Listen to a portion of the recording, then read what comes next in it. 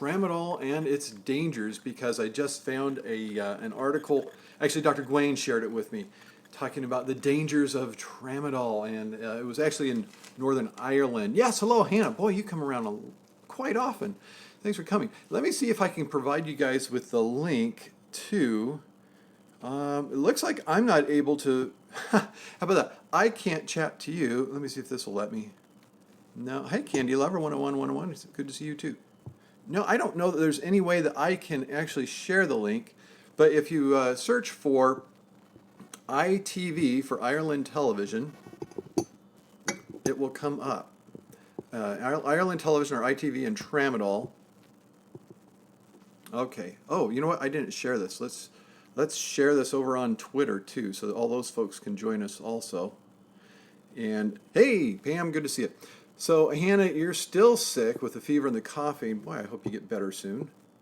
Let's see. We're gonna go ahead and post this over to Twitter, where I guess none of you guys heard about this from Twitter. You guys probably all got the feed on your YouTube. And that's Alex, thank you for joining us. Also, good to see you too. So we're talking about this Tramadol thing.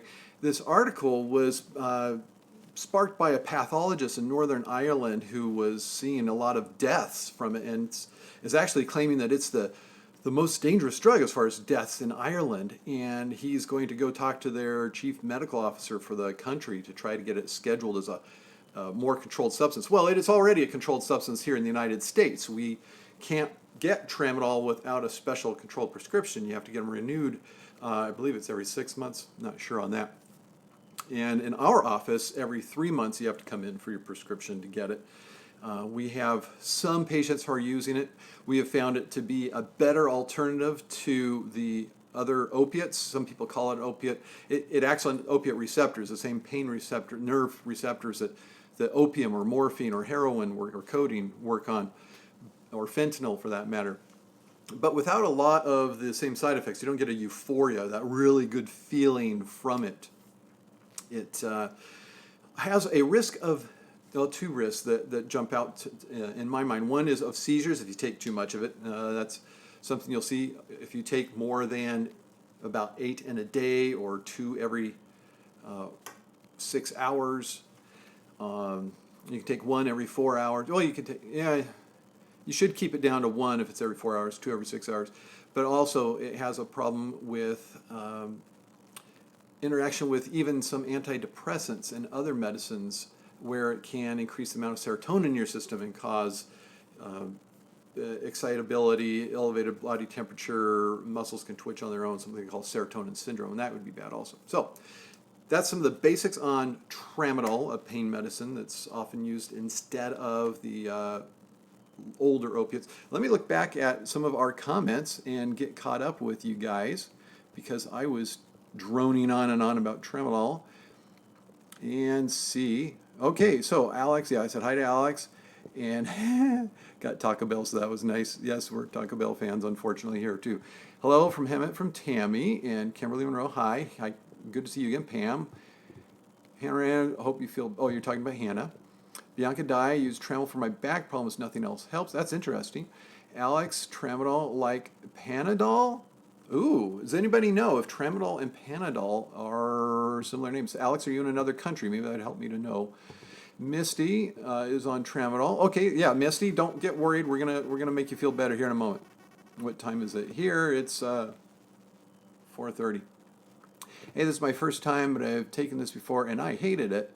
Sorry, Hannah, spell check crazy. Lel, spell check is crazy sometimes. Tramadol barely touched my pain.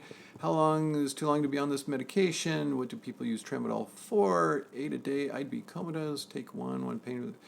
Oh, Dr. Gawain, yes, thank you, Dr. Gawain, for joining us. The article said more deaths than heroin. Well, really, more deaths than heroin. Okay, Northern Ireland may not have enough heroin. Maybe that's what's going on there. Back to where did I leave off? Dr. Gawain's comment was where I left off. So, okay, I'm not going to be able to get to all the comments. So if you guys want to make sure I get to yours, use the super chat function. That's where when you type in your comment, there's a little dollar sign, and just put like just $1, and I'll be able to see it easier. But let me get caught up with, that's a new thing that YouTube. What's happened there? There we go. We're back. Okay, let me see if I can find those comments I was leaving off. Thank you for answering my question. Daughter used Tramadol, didn't touch her pain, made her throw up every time. I'm assuming it's addictive. Well, not as addictive as the other opiates, but it can be. Been on Tramadol 7 years. Okay, here's Alexa is telling us Alexa has experience with this drug. Let's see what she says. Alexa, where'd you go? Well, where is it? Been on Tramadol for over 7 years. I have lupus. It works great. I'm on 400 milligrams a day. 400 a day. Okay, yeah, that'd be the maximum dose. I hate my doctor for putting me on it. I've been addicted for years now. Tried many times to overcome. So here's Alexa's story of having a bad experience with Tramadol and actually having addiction. Personal account here of having a bad experience. I will say, from the doctor's point of view, seeing a lot of patients on a lot of medicines, it's not as bad as the opiates. All right, and New Zealand. I'm sorry, I keep moving the thing as I read you guys' notes. Addicting just like any opiates, really? No, not just like, not as bad. It originally was made for non-addictive. Yeah, it was supposed to be non-addictive. It came out, and there's been other drugs that have come out that are supposed to be non-addictive.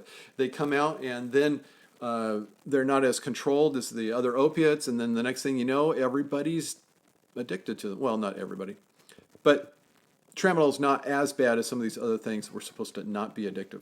Tramadol and paracetamol are different drugs. Okay, good, thank you. And Norma Jean High works great. Somebody had good experience with it. I was on it for a year, but now have a Medtronic pain pump. Pain pumps, Philip, thank you for bringing that up. Those are a wonderful way to treat chronic pain, but it can't be done through the primary care doctor's office most often. You have to have somebody, a specialist, that can get that set up for you. And Pam's doctor put him on it for sleep. It's not a sleep medicine. But if the reason you're not sleeping is because of pain, it would be appropriate to use. We also have that problem in our office where people will come in wanting something for sleep. And when we, being responsible doctors, we try to find out, well, why is it that you're not sleeping, that you think you need medicines to sleep? And if we find out it's because of pain, well, the appropriate thing is to treat the pain, then they can sleep. Now, Bianca says, I used to be on diclofenac, but it was withdrawn, and the naproxen wasn't so good, so my doctor put me on Tramadol in the UK. And that sounds like a pattern that we might actually see in our office too, that we would make that transition. You know, if you're not able to get the relief with the non-steroidal anti-inflammatory drugs like diclofenac or naproxen, although those aren't that great. I'd rather have somebody taking Tramadol long-term than the naproxen or the diclofenac because of those drugs' effects on the kidney and the GI tract. Those are very concerning. Anna, Tramadol is non-addictive. You get addicted to the positive effect it has. No, there are some people who get addicted to it. What is your process for selecting pain meds? Tylenol, then ibuprofen? Then that is pretty much the way I go. Tylenol, if people don't have problems with their liver. You can take 3,000 milligrams a day if you don't have any liver problems or you're not an alcoholic, and do absolutely fine. And then we'll go on to the anti-inflammatories. The anti-inflammatories can have effects on the kidney and the stomach, so we're not as quick to use those. And people who aren't able to take those, or there's risk factors, we'll move them on to the Tramadol. And then we don't really use the opiates beyond the Tramadol anymore for chronic pain because of what we've learned about how it's appropriate for acute pain. But for chronic pain, people are not getting better on these medicines. They just get addicted to it, and they still hurt. And you ask them, you know, somebody who's on the chronic opioids, as a percentage of how much relief you get of your chronic pain, how much is your fentanyl or your slow-release morphine getting you? Say, oh, maybe 15%. Really?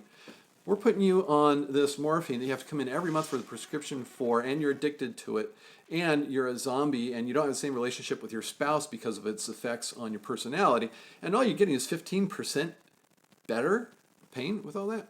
And so we've taken a lot of people off these medicines. We have very few still on them. We're not starting anybody on these chronically anymore. Great medicines for acute pain relief. You know, you come in the emergency department and you've got a broken arm, yeah, get some opiates.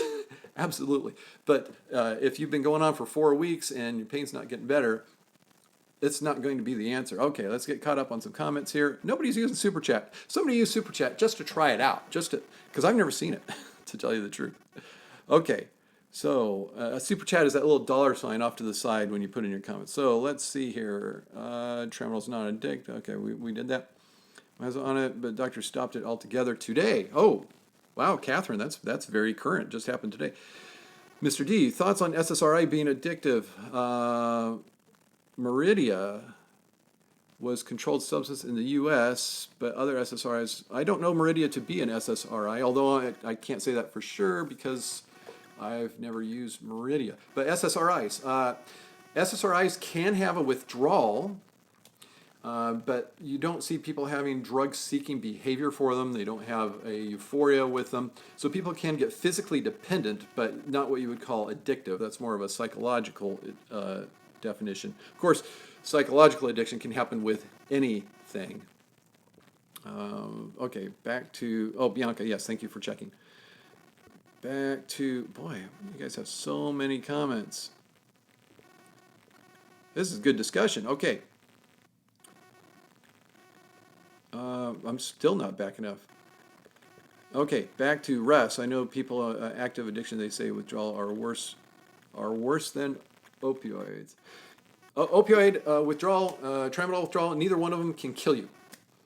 Withdrawal from benzodiazepines or alcohol, which is actually the same withdrawal, you can use one for the other to get rid of it or to treat it, can kill you and cause seizures. The opioid withdrawal is just miserable. Involves being hyper alert, sweats, goosebumps, nausea, vomiting, diarrhea, hurting because you're not getting that pain reliever. Mary says, I had a doctor take me off and put me on Suboxone and gabapentin because the pain meds didn't work. This combo works for me. Suboxone supposed to help you not get the withdrawal when it wears off, to help people not be as addicted and to get through the withdrawal. Suboxone in the United States, you have to have special training to prescribe it. So we don't actually prescribe Suboxone out of our office. That made somebody really upset last month, didn't it, Dr. Gwaine? Okay, on Tramadol and have been since 2010 for a back injury. Mary Rosie, same for me, finally feel normal. Alex, my husband was on codeine for 10 years, now on morphine, lower dose than the codeine. Alexa, and you just said Tramadol is non-addicting. That's the most ignorant thing. No, we're not. Alexa, you're going to get put time out saying things like that to people. Drew, I made meds for back injury after my deployment. My biggest issues are that the pain doesn't really seem to be affected. You want to use an A there. Affected by, where'd it go? Affected by the meds, but also serious, yes, the opiates cause constipation. Does Tramadol do the same thing? Not as bad. What would you recommend, Tramadol or Ambien? I don't recommend Ambien for anything except throwing in the toilet. Oh, no, don't do that. I'm sorry. I didn't say to throw the medicines in the sewer. The medicine take-back program in your community. Kimmy Sue says, they put me on Tramadol with other meds for chronic pain. Now my kidney function is low, and that due to Tramadol or something, probably something else. Probably non-steroidal anti-inflammatory medicines rather than the Tramadol. Super chat is an option. That's okay, Bianca. Don't take Tramadol ever. Will ruin your life. Yeah, Russ, I've been on everything. That's the only thing that works. Philip, the pain pump is great. Less side effects than oral. For morphine, it's 300 times less medicine going through the spinal. That's amazing. Those pain pumps are just amazing. It's a lot of technology. They're kind of expensive to get put in, so not everybody's able to get access to something as cool as that. Naproxen is similar to Celebrex. They're both anti-inflammatories, but no, it's not a cyclooxygenase 2 inhibitor as Celebrex is. Naproxen is a non-steroidal anti-inflammatory medicine that is not a cyclooxygenase 2. It's, what is it, Dr. Gwaine? Is it cyclooxygenase 1? I don't remember my basic chemistry on these. 10 years, no. And Alex says, its cost for me is use the dollar sign. It costs for me to, yes, that's correct. You pay YouTube and myself, but you get your messages right. My husband uses Ultram for TN nerve pain in the face, trigeminal neuralgia. Also, okay, nerve pain. Thank you, Randy, for mentioning nerve pain. Dr. Gwaine and I, rather than using Tramadol first line for nerve pain, we prefer to use medicines that work on nerve pain very well. The anti-seizure medications Gabapentin and Lyrica or pregabalin are excellent for nerve pain. Really good drugs for that. Also, people who have chronic nerve pain do very well with using a medicine like a serotonin norepinephrine reuptake inhibitor like Cymbalta or duloxetine is the generic name for it. Also, another one in that class is Effexor or venlafaxine. It can have quite a withdrawal too, though, if you ever have to get off of it. All right, let's get caught up with your comments.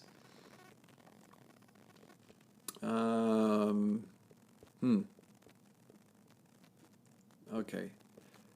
I had a seizure while on Tramadol. Yes, that can happen. I had one patient, I'm convinced that he was taking more than 8 a day. Or another way you can have it happen is if you're taking other medicines that can lower the seizure threshold, or if you're in alcohol withdrawal. And interesting hearing the classification of the drugs in different country. Pam, yes, on Nucynta.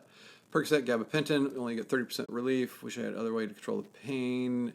PA in I'm guessing that's Massachusetts, and am required by law to check a prescription monitoring program prior to my, yes, California, we have one called Cures, the Cures database. We look you up if you're going to get a prescription, and Suboxone can be prescribed for pain if it states that on the RX. Bianca, mine is severe sciatic and hip problems that would go alternative to Tramadol. Alternative to Tramadol? Yeah, absolutely. The ones I mentioned earlier, the gabapentin and Lyrica would be things that could be tried. Although Lyrica is usually expensive. Why is Nucynta pain like Tramadol? Not familiar with Nucynta. Dr. Quayne, do you know Nucynta? Mary Rossi, only stronger. Philip, spinal cord stimulator trial didn't give me over 50% pain relief, but the pump did. Glad the pump worked. Russ, addiction docs say Suboxone doesn't work for pain, but as Mary and I share, we know it is true. True that it doesn't work for pain, or that it does? Mary, yes, it is true, Russ, and they tell people it's only for withdrawal, but not true. It works great for pain. And Norspan patches are replacing the sustained release Tramadol in Australia at the moment. Norspan. So I'm guessing that that's like a slow release Tramadol through a patch. The only patch I've really worked with for pain, well, other than just lidocaine patches, right? You know, the anesthetic that goes right on the skin, is the Duragesic or fentanyl patch, and really had good experience. These things last for like 3 days, and when you have a medicine that's that slow acting, withdrawal is not as much of a problem because you don't have that quick loss of the drug in your system. Okay, Tina says, well, won't let me send messages. It must, because you just sent me a message. Gwen, Nucynta is like a very potent Tramadol. Thank you, Dr. Gwen.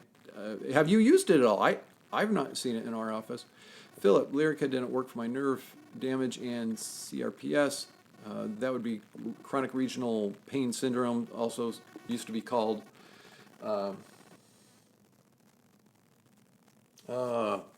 blocking, what chronic regional pain syndrome used to be called, where your nerves just go crazy and hurt after an injury because they got injured. Tina Richmond, I've had spinal surgery as chronic pain patient. I agree, it isn't working well for me. I'm on oxycodone 10 3 times a day because Lortab messed up my liver enzymes. Yeah, we don't prescribe. Lortab is Lortab, Norco, Vicodin. They're all hydrocodone, and we don't prescribe hydrocodone.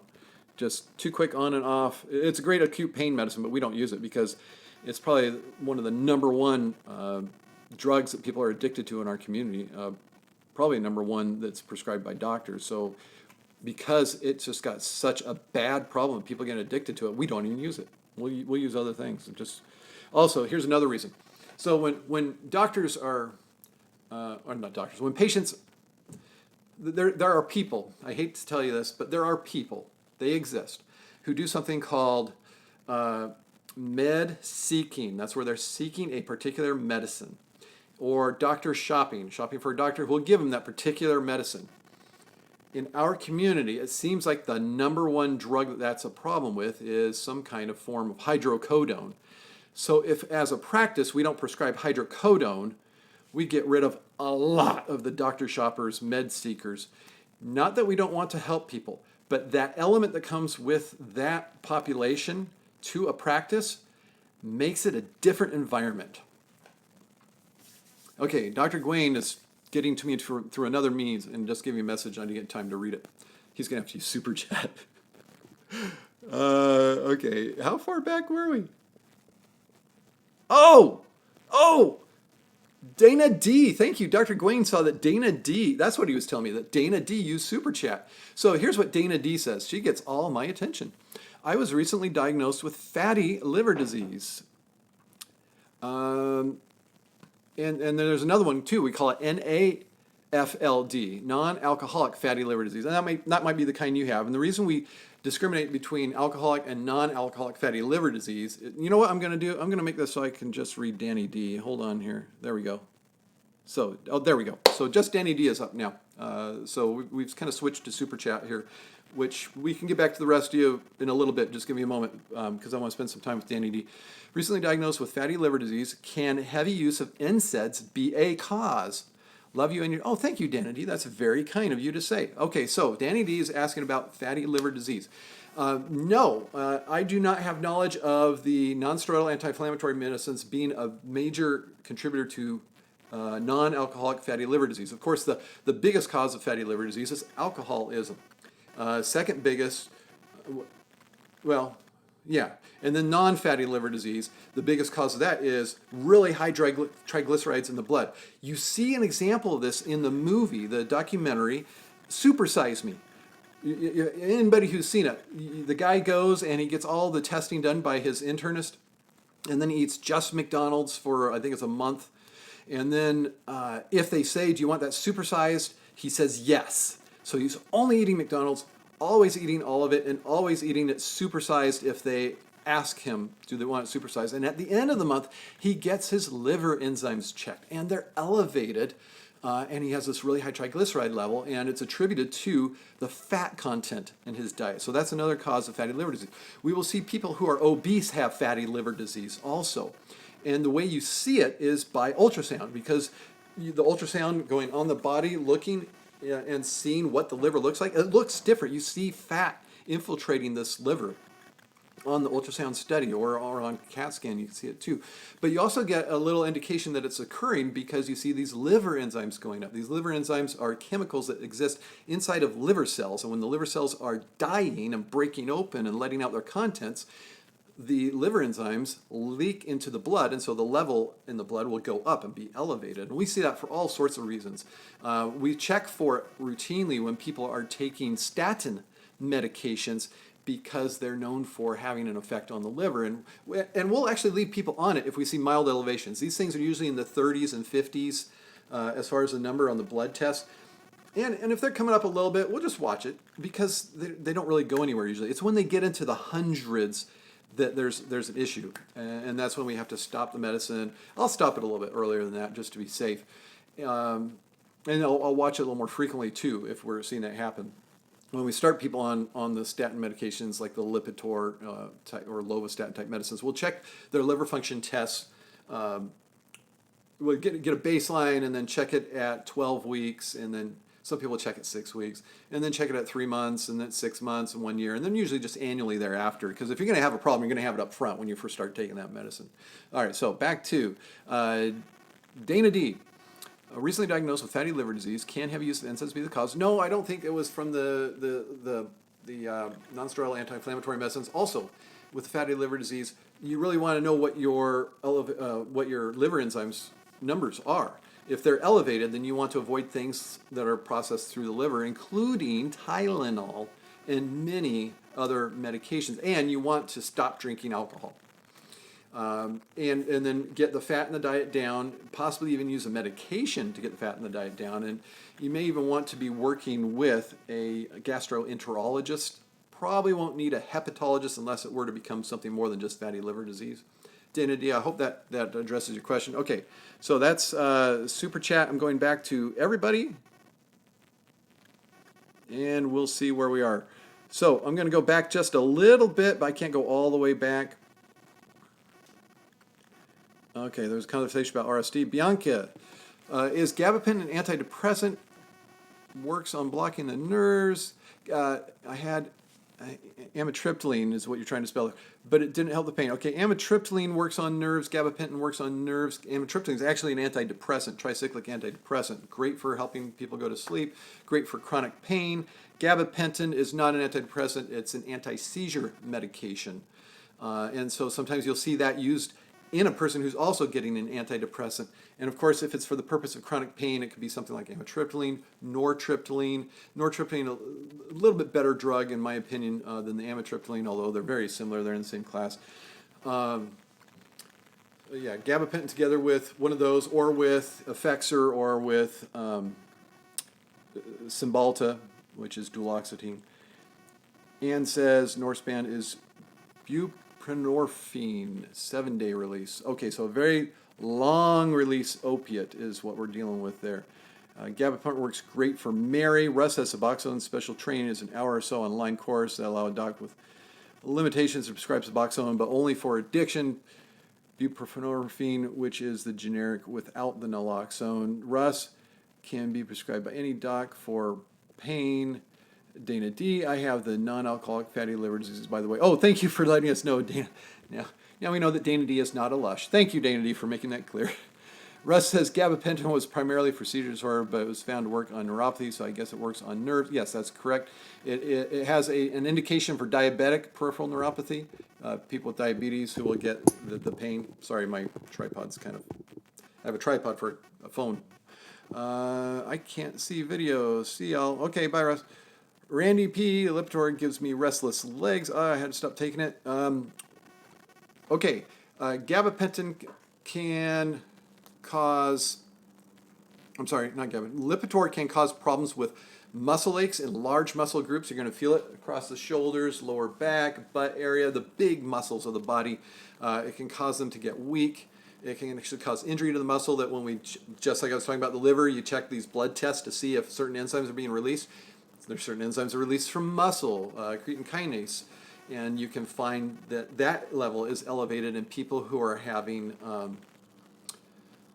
this damage or myositis from the statin medications.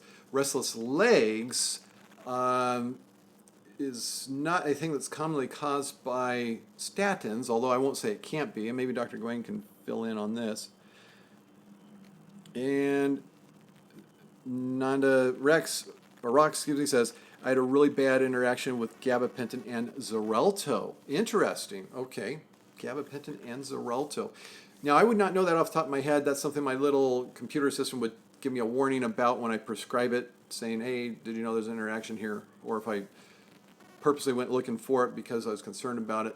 I'm guessing the interaction was that the Xarelto either worked too good or not well enough. And hello, Cam109. Okay.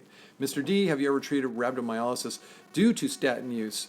Not rhabdomyolysis, just myositis. Rhabdomyolysis would be where it's actually so bad and the muscles break down so much, usually from pressure, like a building falling on your body, that the kidneys get in trouble.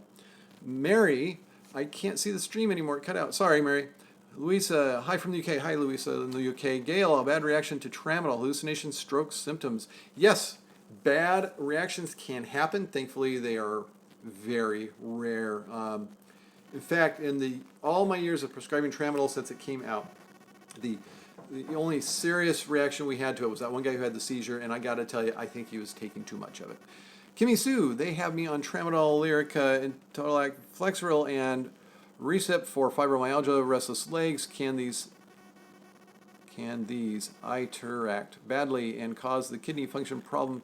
So, when you have that many medicines for problem, yes, you're having interactions and they are causing problems to you. I can almost say that without even thinking, just based on the number of medicines and the serious nature of these medicines and the body systems they're working on. As far as specifics, I'm not saying. See, first of all, I don't like that you're taking that many medicines, and so it kind of, there's something inside of me that goes, this isn't good. That person's on a lot of medicines. All right, Nanda, I have factor 2 gene mutation. It caused me to develop a PVT? How about DVT? Dehydration and incoherent. Dr. Gawain, is Tramadol good for a jammed finger? I'm not prescribing it for you. And no, not if the jammed finger came from being lame at playing basketball. Oh, I shouldn't say that because I wasn't there. Did Pastor Tony have to fill in for you? Reconnect? Okay, I can read you guys. I just can't. Okay, there we go. We're back. Sorry about that. And actually, I'm probably going to lose battery here pretty soon, so forgive me if it just shuts down. If it does, you'll know that the battery went out. But it hurts real bad. Okay, Dr. Gawain, are you drug seeking? Kimmy Sue, me neither. Hate also type 1 diabetic. Oh, that's not a good combination. Nana Ross, haven't had many DVTs. Ann, stream has gone offline. Bye. See ya, Ann. Yep, lost the feed, Dr. Wayne. Okay, so those of you who are left, the 22 of you who are left, thank you so much for hanging out this long with us. I do need to charge up the phone, or the 23 of you. Thanks again so much for participating. Thank you so much, DanDee, for the $5 through Super Chat. You are my favorite person on YouTube Live. Norma Jean, hope that he is able to come back. Look forward to him doing his live chat. We'll do this again. I can't believe how successful this one was. This was incredible. Randy P, you're welcome. And Jamie 1178, you're welcome. This was cool, and I won't hide it. Oh, Dr. Wayne knows I'm back on. Oh, we're back up to 30. Okay, maybe we'll keep talking for a little bit. Pam, thanks to all. Hey, everybody, thank DanDee. She made this rewarding in many ways. It's really cool to be able to have so much interaction. Thank you, everybody who commented, and the questions and the personal testimonies. This was a really, really cool super chat. It was a super chat. Live YouTube. And we'll put this on for the people who are patrons on Patreon at $3 level or higher. They'll be able to watch it again if somebody wanted to. Until next time, this is Dr. Mark Vaughan telling all of, and Dr. Gwen would say it too, stay in good health.